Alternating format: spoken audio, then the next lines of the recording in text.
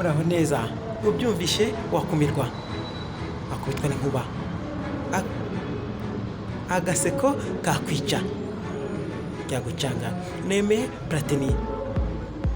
Mu minsi ishize tumaze iminsi twumva ko yatanye n'umugore we. Ibyo ntitubitindaho, ntitubigarukaho. Byarakwiye ku mbuga nkoranyambaga, ibyo turabizi.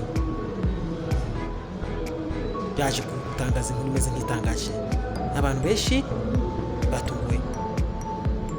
Platini yahaye rugari abavuga ko urugo rwe rwasenyutse, rumirwa. Muhanzi Nemeye Platini yahaye rugari abavuga ko urugo rwe rwasenyutse, ngo bitewe n'uko yaje gusanga umwana yari azi ko ari uwe atari uwe.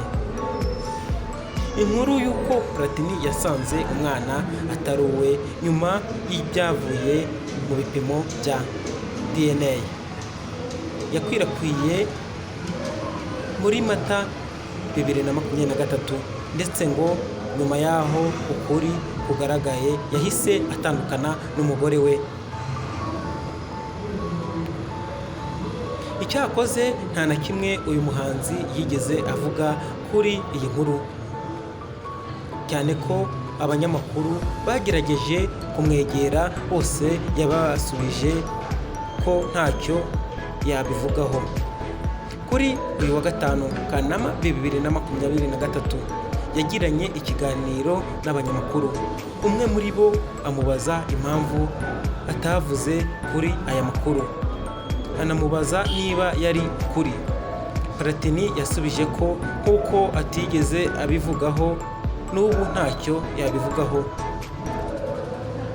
Abiharira abakomeje kubikwirakwiza. Yakomeje agira ati, se ibintu ntigeze mvugaho ubu ni wowe ngiye kubibwira? Oya, ibi bintu bihariye abafite ubumenyi bwinshi kurenza uko niyizi, bakomeze babiganireho. Nawe urakiyumvira, nawe yumvire, biragucanga. Platini yasezeranye na Ingabire Olivia muri Werurwe 2023. Turabizi, ariko ntashaka kugira icyo avuga. Na n'ubu nta kintu yigeze atangaza, gusa abantu benshi babifata nk'urujijo.